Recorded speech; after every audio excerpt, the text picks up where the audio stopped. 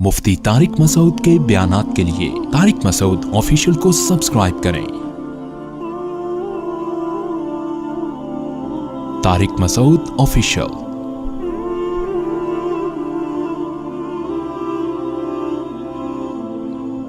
वैसे तो गुनाह बहुत सारे हैं जो हमने छोड़ने हैं, दो और बता दूं बस।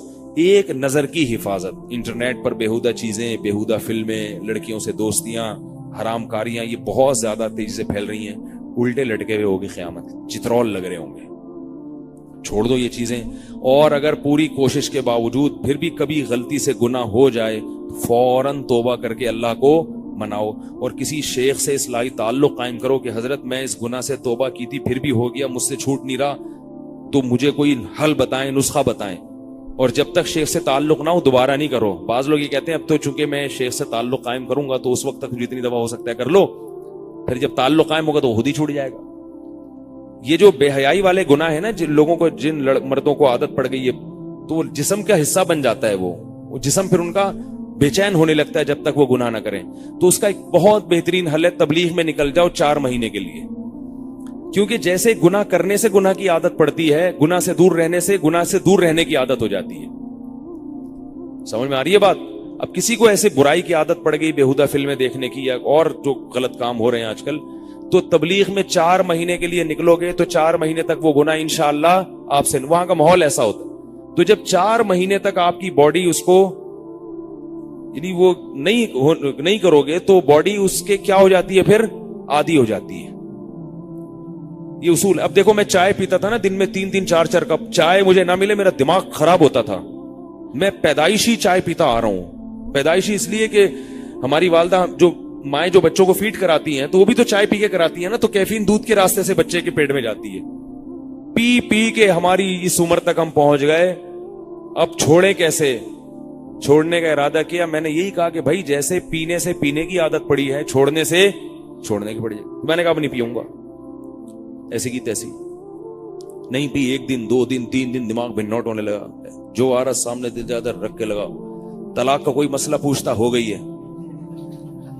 फिर बाद में ख्याल नहीं हुई यार, वही नहीं हुई, वो असल में दिमाग ऐसा हो गया था ना।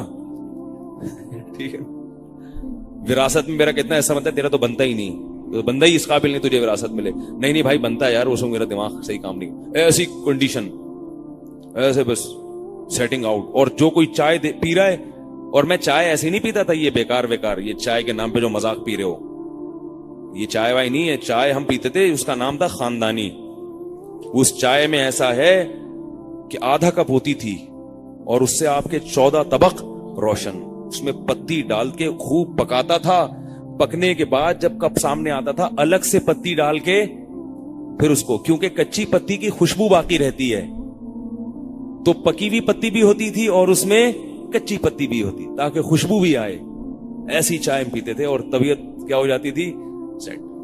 तो अब कोई भी चाय पी रहा है, दिल मचलता था यार इससे कप ले लूं। और ऐसा भी हुआ, मेहमान आए, उनके सामने चाय रखी भी और खुद नहीं पी रहा। तो कितने दिन तकलीफ हुई है? 1 दिन 2 दिन 3 दिन 4 दिन 5 दिन 6 दिन 10 दिन के बाद तकलीफ कम होना शुरू। तो चाय की 10 दिन के बाद आदत तो छूट गई, लेकिन जिसको चाय पीता देखता था उसकी तरफ तबीयत माइल होती थी कि इससे मैं छीन लूं। 4 महीने मैंने अल्हम्दुलिल्लाह चाय का एक कतरा भी नहीं पी। मैंने कहा कुछ भी हो नहीं पीऊं। 4 महीने के बाद ये कैफियत हो गई। 10 दिन के बाद ना चाय के असरात जिस्म से खत्म हो जाते हैं 10 दिन के बाद, लेकिन पुरानी यादें वाबस्ता रहती हैं। ब्लड से आपके कैफीन तो खत्म हो जाती है, चाय का नशा खत्म। चाय नहीं पियेंगे तबीयत में कोई बोझ नहीं, लेकिन वो जो चस्के थे ना उसके, लज्जत, वहां बैठे हुए हैं ऐसे सुट्टा लगा रहे हैं, उधर उसका नाम भी हमने सुट्टा रखा हुआ था। और हम चाय के ऐसे धत्ती थे कि मदरसे में पढ़ाई के दौरान पतली गली से निकल के जाते थे। एक चरसियों का होटल था, उसके अलावा कोई करीब में होटल नहीं था, तो वहीं घुस जाते थे। हमने कहा चाय तो मिले, तो वहां चुपके से पी के पतली गली से आते थे। हालांकि खिलाफ कानून था, लेकिन उसके बगैर गुजारा नहीं था हमारा। तो फिर भी पतली गली से निकलते थे और चाय पी के ऐसे आके बैठ जाते जैसे पता नहीं कितने घंटों से मुताले में मशगूल हो।